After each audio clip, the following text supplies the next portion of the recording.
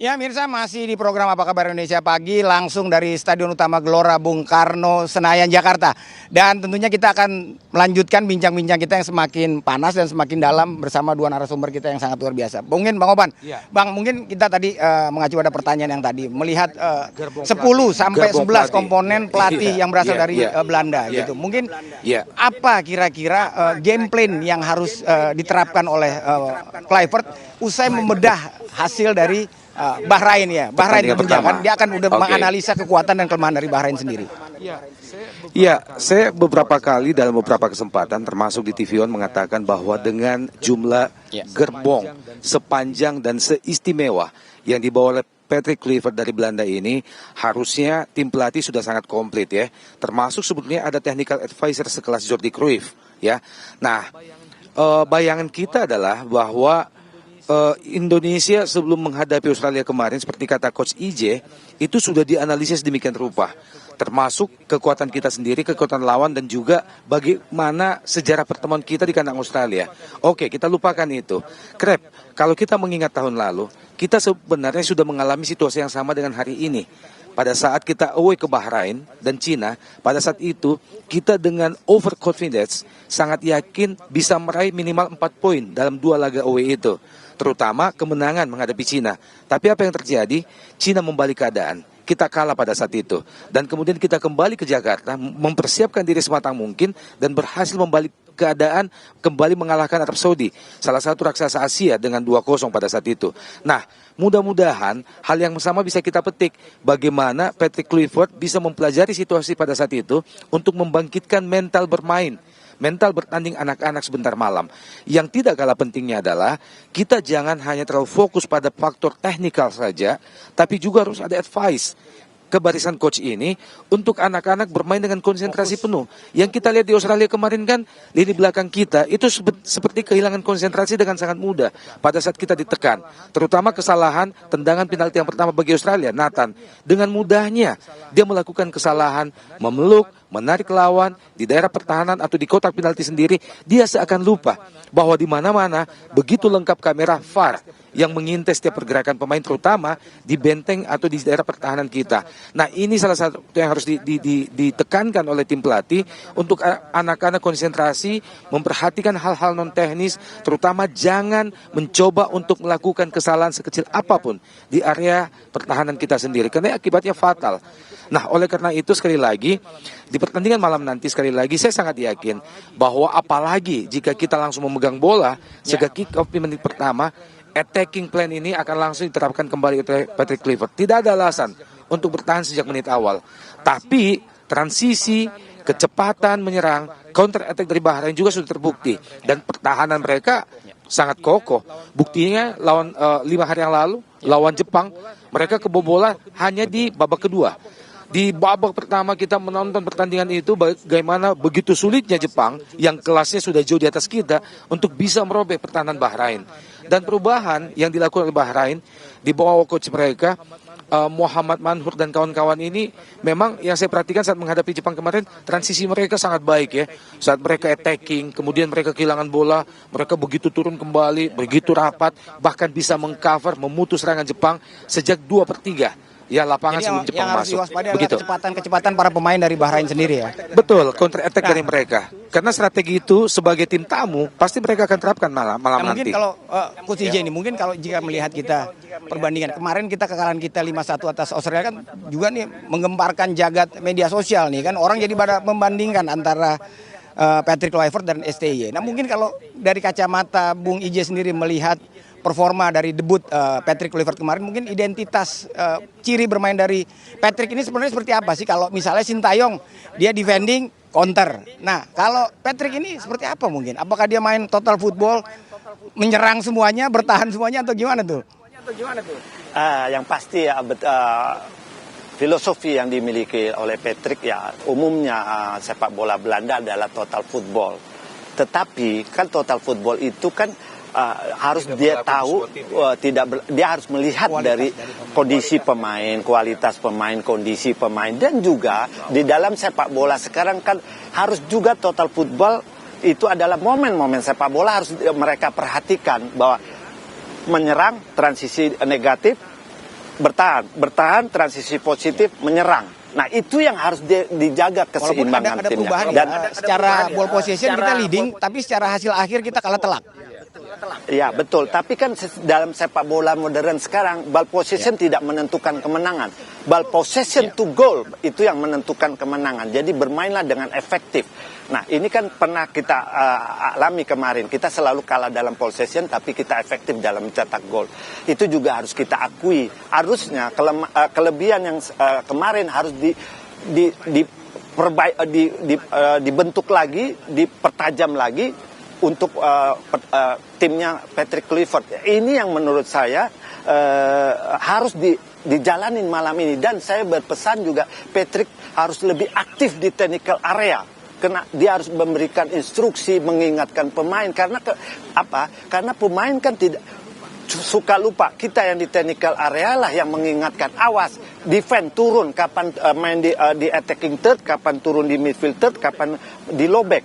Tapi saya melihat di pertandingan malam ini kalau kita menang kick off pertama, ya kita harus seperti kemarin agresif, tetapi kembali jangan lupa. Tetapi kalau kita kalah dalam kick off pertama bola untuk Bahrain, kita lebih sabar dulu melakukan organisasi defense untuk mengejutkan Bahrain. Kenapa? Saya melihat pasca kita melihat evaluasi lawan Australia tidak langsung menekan, padahal dia main home, dia membaca dulu permainan ini. Nah, ini kita baca, kita tenang dulu, kita baca bagaimana sehingga Bahrain juga mungkin akan terkejut juga dengan anti taktikal bahwa sepak bola itu adalah adu kecerdasan seorang taktikal, art of mungkin coaching. Menghadapi laga Crucial malam nanti, Patrick kemarin juga di sesi press conference sudah menyatakan bahwasanya selain berharap ada dukungan supporter yang nanti malam akan membanjiri Stadion Utama Gelora Bung Karno, Patrick juga mengakui akan ada perubahan.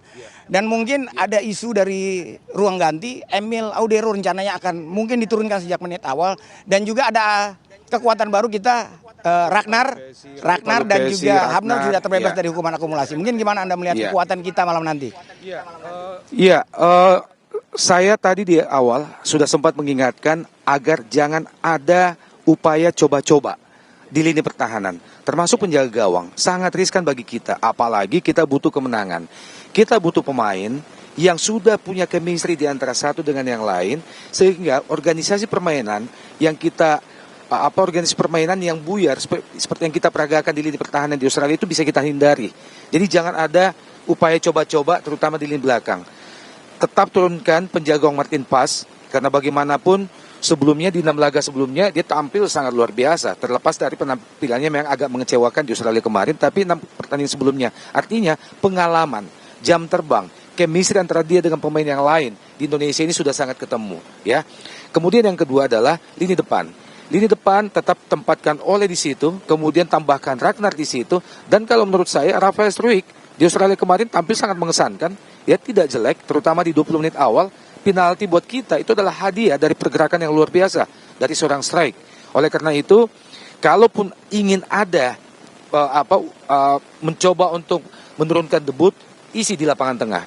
Nggak ada salahnya turunkan Gianpaolo Pessi sejak menit awal, karena jam terbang, usianya yang sudah sangat matang, pengalamannya di timnas junior Belanda itu dibutuhkan untuk bisa menjadi bridge, menjembatani antara pertahanan dan lini depan kita.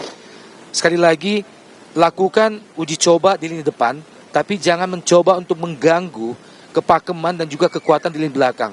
Siapa itu? Martin Paz, kemudian Itses, Rido, Verdong, ya. Tempatkan mereka di situ. Di belakang tetap menggunakan 4 atau 3. Kalau saya sih sebaiknya kita kembali ke 3-4-3 ya. Saya lebih memilih, kalau harus memilih, saya lebih memilih 3-4-3. Kemudian tempatkan 4 pemain, ada 2 wingback di kiri kanan, di tengah, untuk bisa bagaimana saat kita ditekan, kita langsung memiliki 5 pertahanan yang siap. Begitu juga saat kita menyerang, kita memiliki 5 pemain depan yang siap untuk merobek pertahanan dari Bahrain. Kemudian mengantisipasi serangan balik yang memang biasa sangat cepat dari Mohamed Manhur dan kawan-kawan ini. Ini harus kita antisipasi. Dan mungkin Bang Isman, mungkin apa kira-kira yang harus diinstruksikan oleh Patrick Kluivert sendiri terhadap para pemainnya untuk menjalani laga krusial malam nanti mungkin? Yang pasti harus fokus, setiap pemain fokus, jangan hilang kontrol. Terus communication mereka harus berjalan dengan baik. yang kembali saya bilang tadi bahwa Patrick juga harus aktif komunikasi di technical area karena dia harus mengingatkan pemain karena pemain kan dalam situasi tertekan, dalam situasi lelah, mereka harus terus diingatkan. Tinggal apalagi masalah komunikasi kan Patrick tidak masalah dengan pemain-pemain ini yang harus dicami dan juga kita harus tetap bahwa komunikasi antar lini per lini harus tetap dijaga. Jarak antara lini per lini itu yang harus dijaga. Kedalamannya, siapa yang balance, siapa yang ngomong, siapa yang, apalagi bola-bola set piece itu bagaimana, siapa yang man to man marking, siapa yang jaga kedalaman, siapa yang menjaga daerah. Jangan hanya melihat bola dan jangan hanya melihat lawan seperti Nathan. Kejadian Nathan itu hanya melihat lawan. Jadi dia tidak lihat bola, begitu lawan berputar dia jadi hilang akal, dia panik, dia tarik itu lawan, maka terjadilah miss. Itu yang terjadi. Dan juga gol kedua di mana saya melihat pada saat kita ke counter, JIJ sudah intercept di sini, ada lagi di situ Kevin Dick masih jauh jaga jaraknya sehingga ada pemain lawan yang sendiri di sini. Ini yang harus dijaga kedalaman itu. Komunikasi itu dimulai dari kiper, belakang, tengah, dan depan. Kalau mereka bermain dengan ini semua dengan atraktif, yaitu dengan momen sepak bola yang baik dan benar, saya yakin kita bisa kembali menggalikan keadaan seperti yang penting kita jangan melawan terlalu Arab, overconfidence ya malam nanti. Betul itu. Jangan Mungkin terakhir overconfident. prediksi skor mungkin Bang Isman. Yang pasti saya hanya mau melihat bagaimana kita bermain maksimal dengan momen-momen sepak bola, dengan organisasi permainan yang bagus, komunikasi yang bagus, sehingga kita bisa memenangkan pertandingan. Karena malam ini kita suka atau tidak suka, kita harus harga mati adalah menang. Kalau kita draw ataupun kalah, mungkin saya bicara mungkin sudah kecil atau di end Bang mungkin. Opan mungkin singkat, Bang Opan prediksi skor. Iya, tidak hanya pelatih, tim dan pemain, segenap bangsa Indonesia harus percaya diri, harus confidence bahwa kita akan menang malam nanti. Karena tidak ada hasil lain yang kita inginkan kecuali kemenangan. Sekali lagi kita doa, kita dukung mereka, jangan lagi ada nada-nada midor. Berikan mereka dukungan yang sama untuk Merah Putih. Kita akan menang. Ini kandang 2-0. kita kemenangan harga mati malam nanti. Kemenangan harga mati. Terima kasih Bang Opan atas waktunya, Bang Isman. Sama-sama. Ya pemirsa, itulah bincang-bincang kami bersama dua narasumber. Semoga doa dan dukungan publik sepak bola tanah air yang malam nanti akan membanjiri Stadion Utama Gelora Bung Karno Senayan ini bisa membakar motivasi dan semangat para punggawa skuad Garuda untuk meraih poin penuh. Amin. Kembali ke studio bersama Anda Arif Adil dan juga Putri Windasari. Oke Faisal Krep, menarik sekali kalau kita menyimak dua segmen yang Anda pandu langsung dari tempat yang akan menjadi perhatian dunia. Saya mengatakan perhatian dunia, iya kan? Kenapa saya mengatakan perhatian dunia? Karena kabarnya saya dapat info dari Bang Effendi Ghazali ini ya. Jadi ada perwakilan supporter-supporter pencinta skuad Garuda ini yang sudah datang dari segala penjuru. Bayangin dari Eropa ada. Ya kan? Ini diaspora? Iya, datang ke Garuda diaspora. Malam hari ini datang? Pulang dia ke Indonesia hanya untuk nonton ini, luar biasa. Oh, luar biasa ya, semangatnya ya. Oke, Kita lalu harapkan juga semangat ini bisa membawa timnas itu, kita itu untuk bisa menang malam hari berjaya ini. begitu Betul. ya, meraih poin maksimal lah gitu ibaratnya. Maksimal. Pokoknya wajib menang, itu udah harga mati itu wajib menang. Pasti ya. Jadi kita akan bahas lagi masih terkait dengan bola nanti malam Indonesia kontra Bahrain. Ya, kita kenalin dulu yuk, boleh yuk narasumber kita di studio. Ini ada Bang Fenart Huta Barat dan juga Yama Carlos. Pemerhati, pecinta, pengamat. Yang akan menghabiskan pita suara nanti malam kayaknya. Ya, sesaat lagi kami akan kembali.